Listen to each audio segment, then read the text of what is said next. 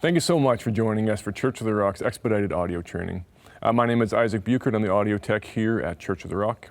And I really hope this course will help you develop your interest in audio into a skill that can be used to advance God's kingdom. There's going to be 8 online learning sessions with 4 hands-on training experiences, kind of 2 for each. And so I want you to please watch this video and then answer the questions in full below. Feel free to look through the video again, go back and forth if you need to find an answer. We're not grading the questions, it's not a test, but we want to use them to help reinforce what you've learned, really kind of make it more concrete. So I really hope you really enjoy this training. In session 1, we are learning about the values of the CRAVE ministry and a number of audio fundamentals. The most important thing I teach in this entire course, and I hope you can even get this right off the bat, is that mixing can be an act of worship if we do it for God. It can drive us to excellence, and it can help us when there are stressful days mixing, which there can be. We can never forget why we are doing this. And then we go on to a bunch of the audio fundamentals that will help you on any kind of audio system. And I realize there's way too much information to absorb if you're new at this. And so that's why I'm answering these questions, going through the hands-on training and doing your own self-teaching is really going to be helpful to make these things concrete. All right, so let's get into session 1. So the first thing before you ever touch any mixing board, before you do any changing of settings, before you run any audio, is you should be asking yourself, why am I doing it? It's actually really important to think that through, because if you don't know why you want to do something, you might lose passion for it, you might not understand when difficulties come up, you might want to give up on it. But if you have a higher reason for doing it, that's going to inspire you to keep going and keep doing an excellent job and pursue excellence for years to come. At Church of the Rock, we talk about that anybody who does anything because they want to please God is committing an act of worship. They're worshiping God. So when you're in a worship service and you're mixing audio well, you are worshiping God with your audio mix. And I think what that does is it helps you remember that this is for an almighty God who is powerful and huge, and he loves you. And that if you're doing a good job, it's not just for the people here, it's not just for the pastors, it's actually for God himself. And that should give you a really sense of being part of something much larger than yourself. And in addition to that, when the gospel gets preached and people get saved or people get discipled, any audio that you've mixed has now been a part of that happening. So you were part of advancing God's kingdom and doing something actually quite profound. And it also, what it does is it fulfills your own personal purpose in life. There's actually multiple purposes for life. That's a bigger topic than for these videos. But one of them is to serve your God and to do something that's going to help other people. And so by mixing audio in a church setting, you're going to be helping a lot of other people and you're going to be finding your purpose. Which goes along really well with Church of the Rock's purpose, which is to help people to know God, live free, and find purpose. So you're going to be finding purpose yourself, and then you're going to be helping other people find purpose. And CRAVE is Church of the Rock's tech ministry, and we have our own set of values and expectations as well. And they are actually based on 1 Corinthians 3:10-11, which says, "By the grace God has given me, I laid a foundation as a wise builder, and someone else is building on it. But each one should build with care. For no one can lay any foundation other than the one already laid, which is Jesus Christ."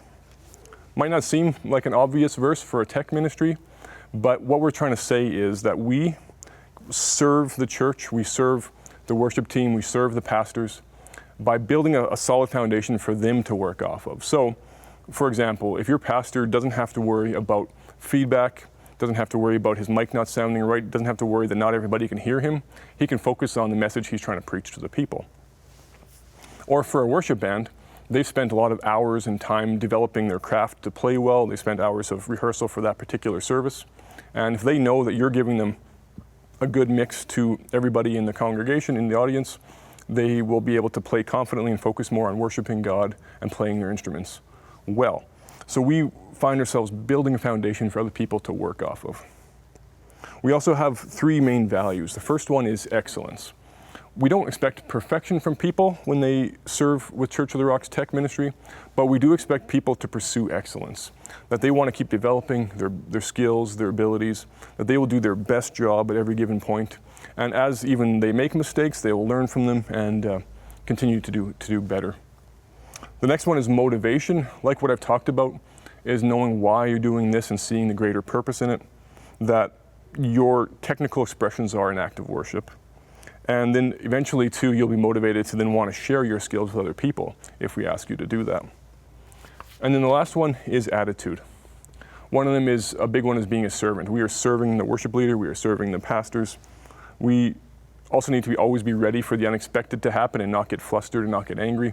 There's oftentimes last minute changes 5 minutes before a message is going to start, and it's up to us to keep a good attitude, to keep going, and actually even enjoy some of those last minute changes.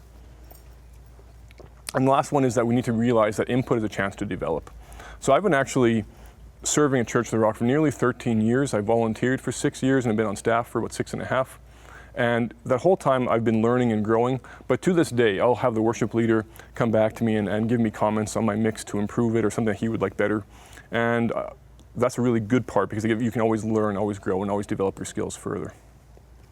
So those are all kind of the reasons why we'd want to mix and how we'd want to do it. So now let's get into the how. This first session is going to cover basically the overall fundamentals of mixing for a house of worship. It's not going to get into a lot of detail, but there's going to be a lot of basics, so there'll be a lot to review and go over. The first one might seem very obvious, but there's actually a way to turn the whole system on and turn your whole system off. If you do this in incorrect order, what you'll do is you'll hear loud pops through your sound system. And if those pops keep happening over time, you eventually can damage equipment and reduce the life of speakers. So the correct order is always going to be, you always turn on your mixing board first. After that, you'll turn on your main speakers, which is usually amplifiers somewhere in a back room or underneath the desk. Then if there's a personal monitoring system like an Aviom system or a Allen and Heath MEU system, you turn that on next, and then you turn on any personal monitors on the stage. If you do it in that order, everything will turn on properly and you won't hear any pop through the system.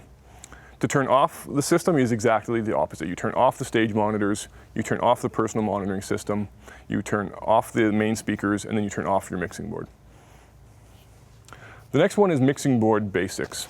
So one thing I wanted to get people's head around, because a lot of people will look at a mixing board like this, they'll see a lot of faders, they'll see a lot of knobs, they'll see a big screen, and they'll feel intimidated because they think, wow, I can never learn that, but maybe I could learn a smaller mixing board.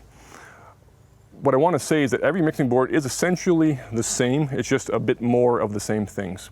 There's different sizes, brands, and types of mixing boards, but they all accomplish the similar purpose of being able to receive a number of signals into the board, like singers, musicians, CD players, other things like that, and then blend them together in a pleasing way to be sent back to a sound system. So basically it's the hub of any sound system.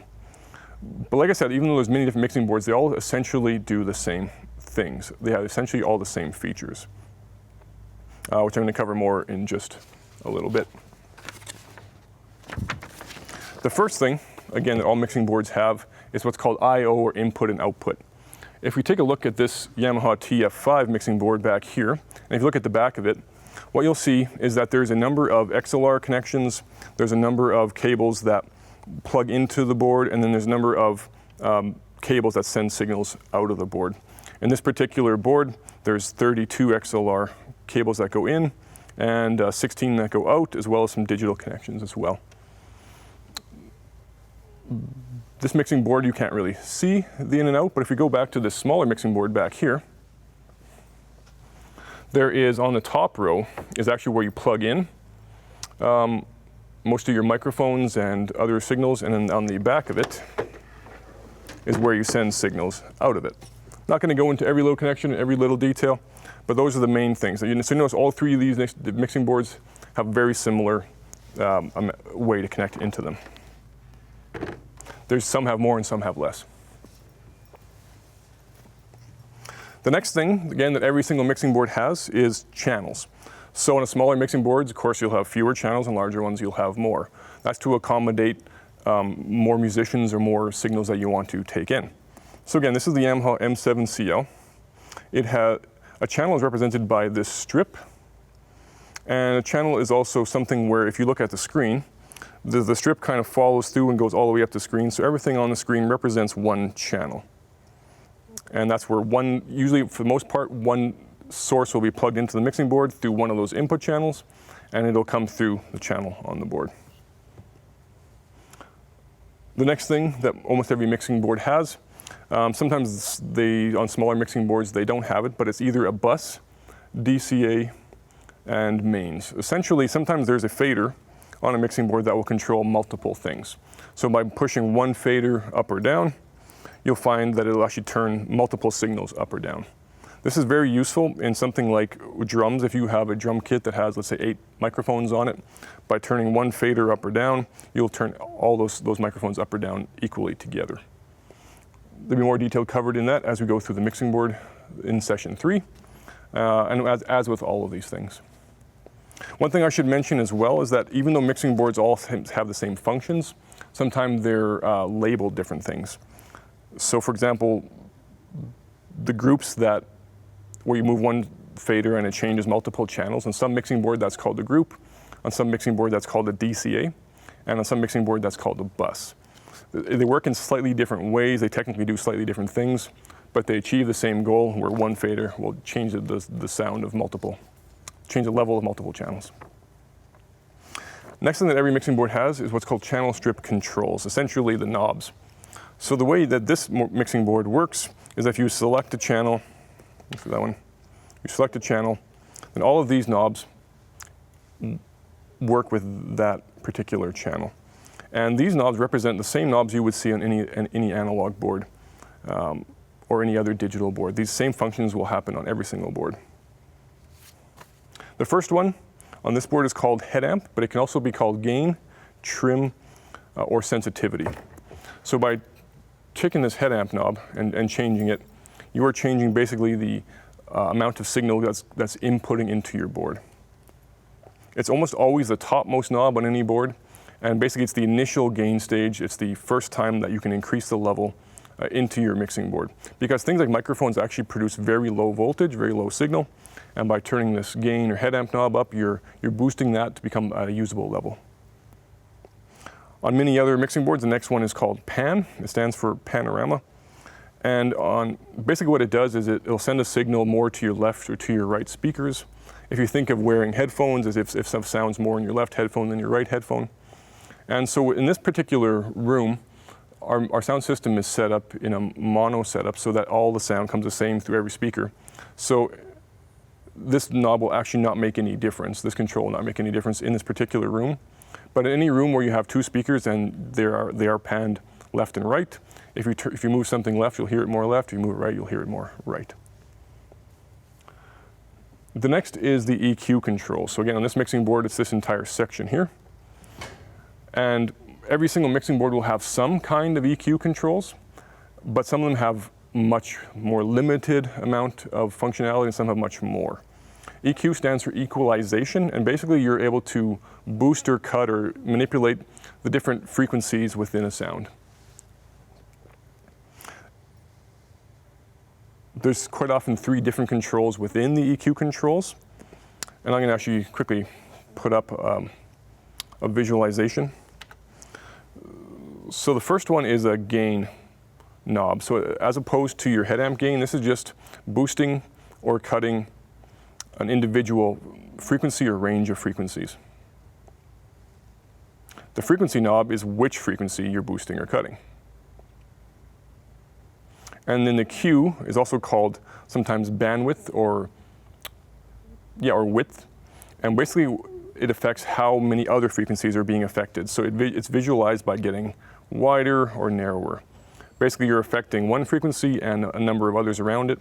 And if you make it wider, you get more, and if you make it tighter, you get less. We're going to cover EQ in more detail in this session and also in a whole nother session near the end.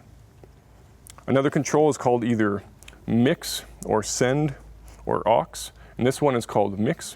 And basically what a mix is, you're taking a copy of the signal that's coming into a particular channel and sending it somewhere else. That's why some will call it a send. Some call it a mix because you're kind of creating a separate mix from your main mix.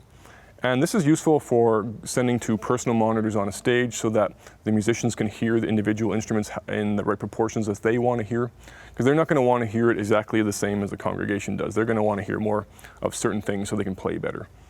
So with the mix, quite often that's one way to send it to them is by increasing that mix knob for those particular channels. Another good use for those is for sending out to different recording devices, where you can send just certain channels out to be recorded. Basically, anytime you want a signal to go somewhere other than your main mix, you'll use a mix or a send or an auxiliary.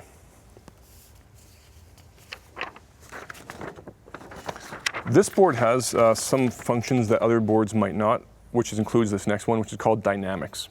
So dynamics processing is basically controlling how if something gets loud or quiet, it helps reduce how loud or quiet they get. We're going to cover that in more detail in a bit. Sometimes these are used to get rid of unwanted hums, or if someone's or to control someone who's getting very loud or very quiet. These knobs are one button as part of that function. Then as we go to the actual channel strip, there's a button called select. So on a digital mixing board, what you're doing is you're just selecting that channel for all these function knobs to work with. There's a Q button. This is also be called solo or PFL on other boards. Basically what it does, two main things. It'll send just that channel to a set of headphones. It'll also give you a more detailed meter for the sound signal coming in. We're going to demonstrate that in a little bit. The next button on this mixing board is called the on button. It might seem pretty obvious, but if the channel is on, is lit up as working, if you press it and it's off, you've now muted that channel.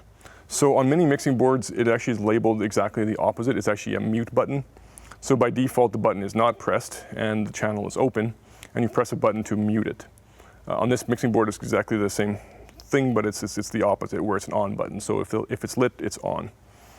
This normally will actually kill the signal to everywhere. That's why you can kind of turn the channel entirely off. There's some exceptions to that as you get into more detail, but for the most part, if that is off, that channel is going nowhere. So if you're all of a sudden getting some crazy distortion or feedback, the fastest thing to do is just turn that channel off, and it should usually at least get rid of it until you find what the problem is. Next thing is the fader. So it might seem simple, but essentially the fader is now controlling the output level. So if the gain knob controlled the input level into your board, your fader is now controlling your output level to your main speakers. So as this fader goes up, you're getting more level to your main speakers. As it goes down, you're getting less. Some mixing boards have shorter fader runs, and they all cover essentially the same amount of volume changes. But if they're shorter, they're less fine and they have less detail. So if you make smaller changes, it makes a bigger difference. So it's less smooth, and your changes will be more noticeable or more obvious. So since on this mixing board has nice long fader throw, you'll actually have nice smooth movements as you move it. Okay, so I went through all the channel strip controls, demonstrating it on the M7CL, but to demonstrate what I said earlier, that they're basically the same on every mixing board, and I now want to show you them on two other mixing boards. So as I go to this Yamaha TF5 over here, it has significantly fewer knobs, but the exact same controls are actually found on its touch screen. So especially as you go into details, you get to see that there is a head amp knob. If you go into here, there's an EQ section. There's sends. It's all here, it's just all labeled differently and all looks a little different, but has the exact same functions. It's just now on a touch screen. It has nice long faders, it has select, Q, and on. In this case, it has an extra little screen, which is a nice handy feature. And so even though it's a much smaller mixing board, a little simpler, it has the exact same controls. This is an even smaller mixing board, and it is an analog mixing board compared to both of those being digital. But once again, it actually has the exact same channel controls I mentioned earlier. There is a gain knob. It actually has a dynamics knob called comp. Then it has an EQ section. It has what they call an auxiliary section instead of a send or a mix. It has a pan knob. It has an on button, and it has faders. So even though this is a much smaller, cheaper, and simpler analog mixing board, it still has all the exact same channel strip controls. So I hope that takes down some of that intimidation as you've been going to different buildings or different rooms and you see a different mixing board. Hopefully once you learn all these different channel strip controls, you'll realize that the exact same functions are on almost every mixing board, and that should give you a familiarity. As soon as you step on, you know what you're looking for. So now just to get a little bit more hands-on, you get to see it a bit more in action, I want to show you just a very basic procedure on setting the input gain on a channel. So I'm going to take this pastor's handheld mic, which we use for the pastors who come up to make announcements, not for preaching, and I'm just going to set the input gain of this channel. So I'm going to start by turning this channel back to a kind of a default position. And so if I want to get this mic to the correct input gain, the first thing I do is I turn the channel on. Then I do not put the fader up yet. The next thing I do is hit the EQ button. Like I said, that gives us a more detailed meter now. So then as I start talking into this knob, you get to see how much level is coming into this soundboard. Right now it's actually at a very low level because I turned the gain all the way down, the head amp. So the first thing you would do now to get that gain is you would turn this head amp knob. And in this particular room, what we're going for is we want to see around -12, which I'll explain a bit better in person or if you come to a session. But essentially, -12 decibel full scale is what it's called, is where we want to hit. So it's kind of where it goes from yellow, green to yellow on this board. So how you do it is by turning clockwise, you'll start to increase the gain. And checkity, checkity, checkity, check. So as I get fairly loud, I want to see around -12. So if you take a look there, it goes from yellow to green. And when I get louder, it's right around -12. So that is how I get the proper input level. And then you're finally ready to push up the fader. The reason why we don't push up the fader sooner is because if it was set incorrectly, it was either very loud or very quiet. You could have crazy feedback or no signal at all. So if as I push it up now, we should have a nice level in the house, and that's about the appropriate level to hear that signal. So now that channel is ready to go. And using this gain structure, about getting about -12, your fader should usually end up somewhere close to the middle on the fader, which is actually 0. 0 is called unity near the middle, and the bottom is actually -infinity, which is a fun number, and then +10 on the top. So that is basically how you set the input gain on a channel. Next, I want to go into a little bit more detail about equalization or EQ. As we went through the channel strip controls, I just gave you a basic rundown of how the knobs work, but now I want to talk about EQ in a little bit more detail, and there's actually an entire session dedicated to EQ near the end. The reason why there's so much on it is because it's actually a bit of an art form to learn it well. At its most fundamental basics, equalization changes a range of frequencies within a sound. So instead of making the entire channel have more gain or less gain, you're just taking sections of it and going up or down, increasing or decreasing a part of the signal. The first thing is that there's two main different types of EQ. The first one is a parametric EQ. This is an EQ that has a relatively small number of bands. There's a relatively small number of different points to change in your EQ, but they allow you normally to change which frequencies you're affecting and usually about how wide they are. So those controls I showed you earlier are from a parametric EQ because you could change the frequency and can change the width. In a parametric EQ, there's many different shapes on the EQ. So as you come in and take a closer look at this EQ, let's try this one actually. This is a visual representation of what's happening to the sound. So on a parametric EQ, the one type of shape of an EQ is called a filter. So as I turn this filter on and move it forward, what is visually represented is that what a filter does is it removes all of a part of the signal from a certain point and on. So a high pass filter, it's called that because it allows the highs to pass, but it gets rid of all the lows. So everything below this frequency is now cut off entirely. Conversely, there's also a what's called a low pass filter, and it does the exact opposite, where now it takes all the high frequencies and removes all the high frequencies past a certain point. The next type of shape we have is called a shelf.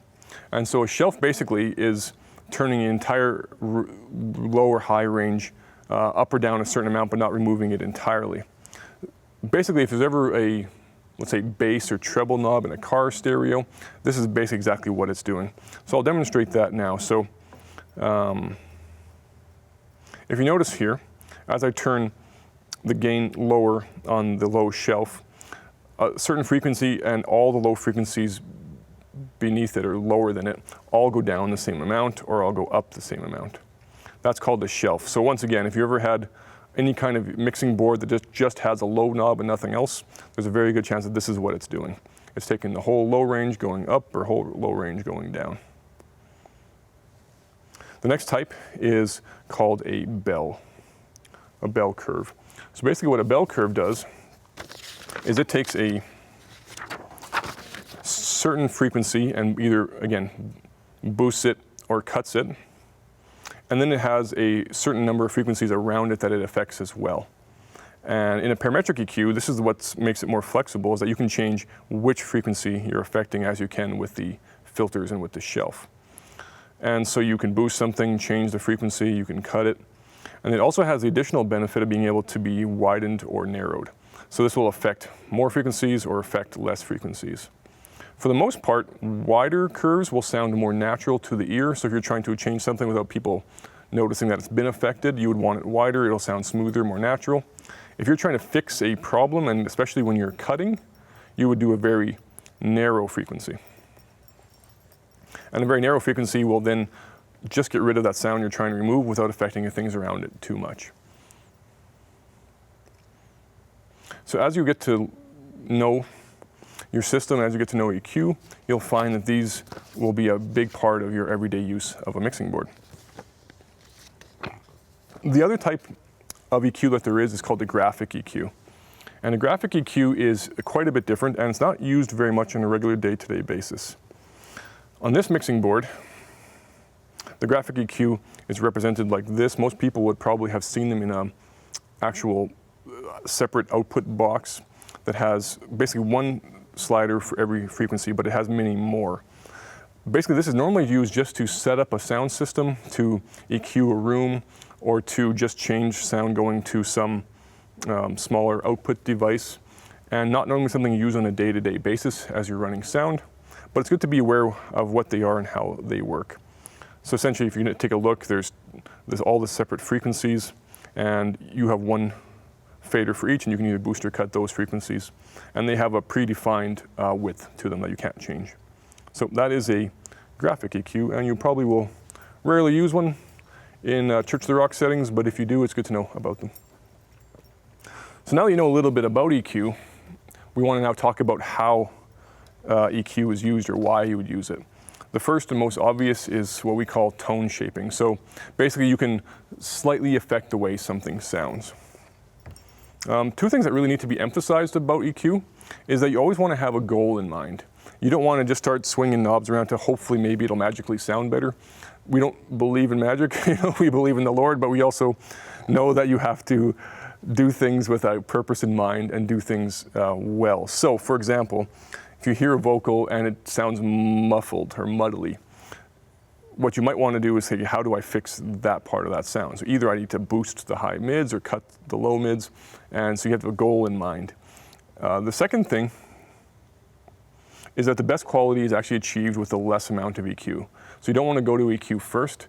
What you want to do is hopefully that you have a musician who plays well on a well-tuned instrument and then it's mic'd well.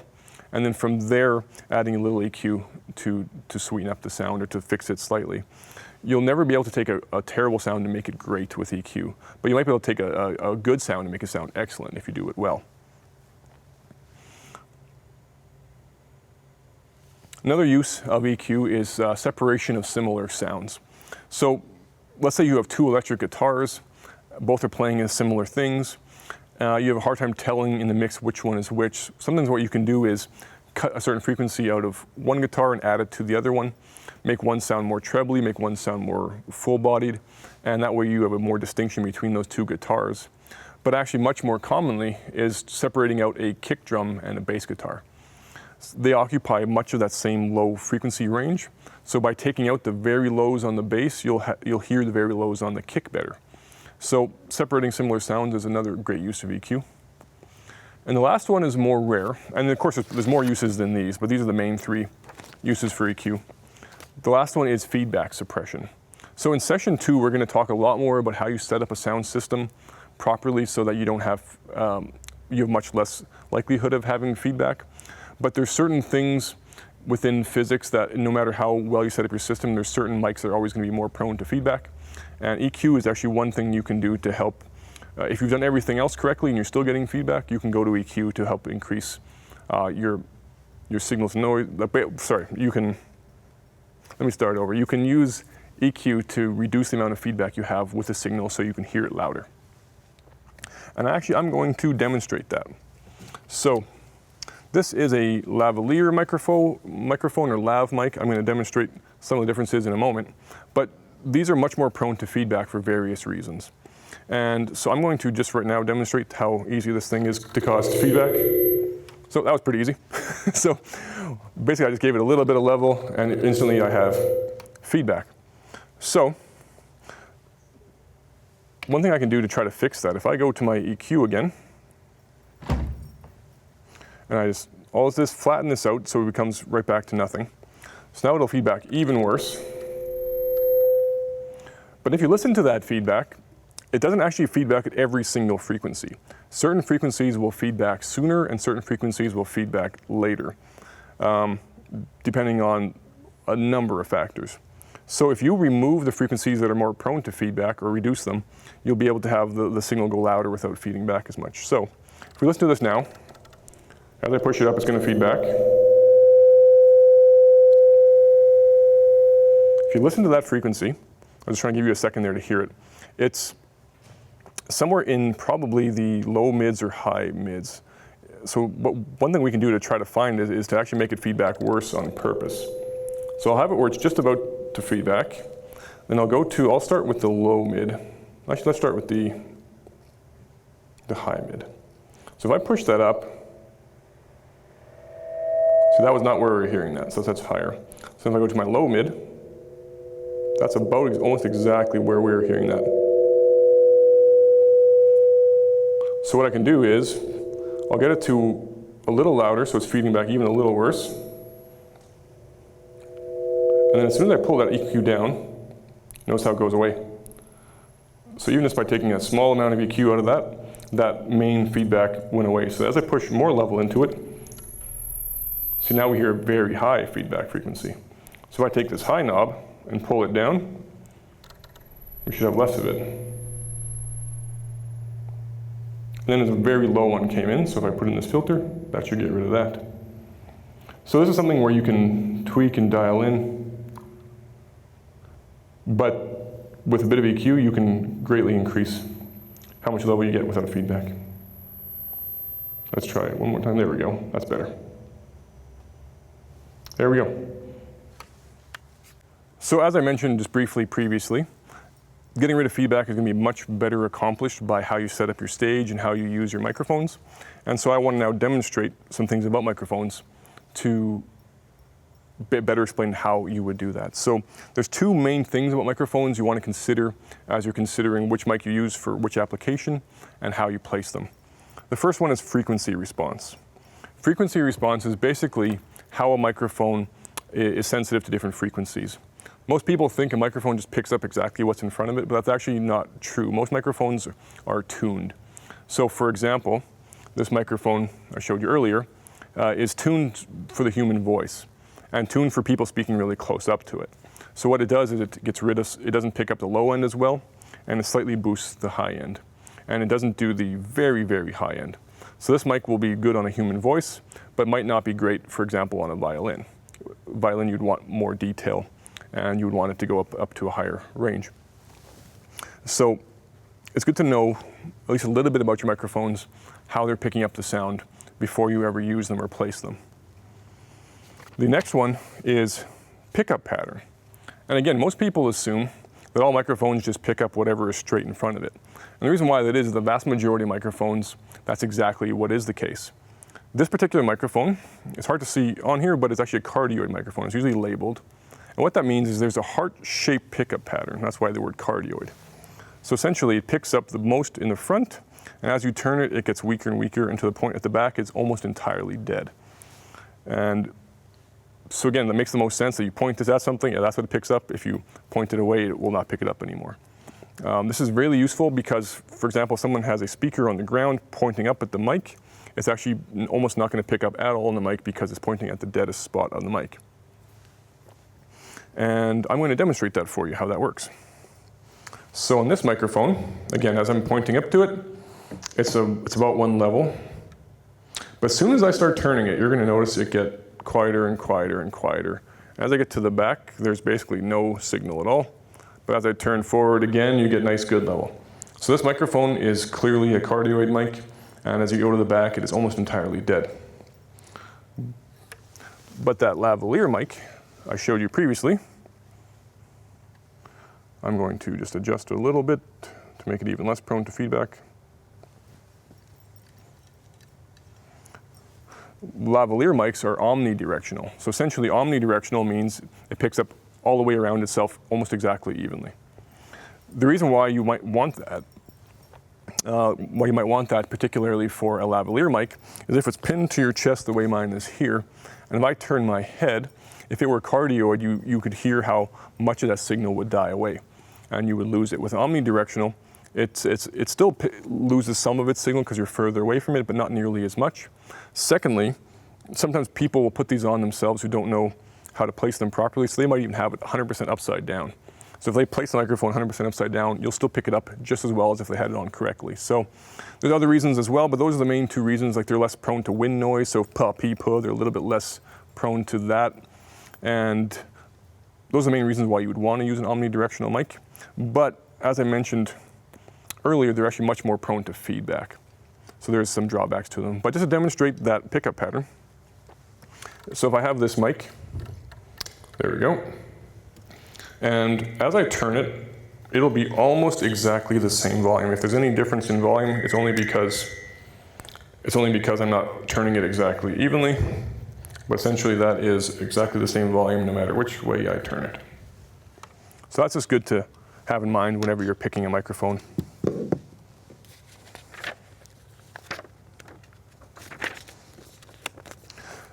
So then just the very last thing I wanted to do is to once again recap setting up the input gain on a channel and then getting a very quick EQ on that channel. So I'm going to go back to this pastor's handheld mic. I'm going to flatten this out to start from scratch. And as if you just got on this mixing board for the first time, I need to set up this handheld mic. So I'm going to recap again. First thing you do is turn the channel on. Then you'd press the Q button, start talking into the mic. You would see some level bounce. You would turn your head amp knob until you get to the correct level. Checkity, checkity, checkity, hey, hey. So it's right around -12 when I'm at the loudest. And then once you're ready for that, then you would start pushing this fader up. And then as you start pushing the fader up, it's going to sound a bit gross because we have no EQ on it.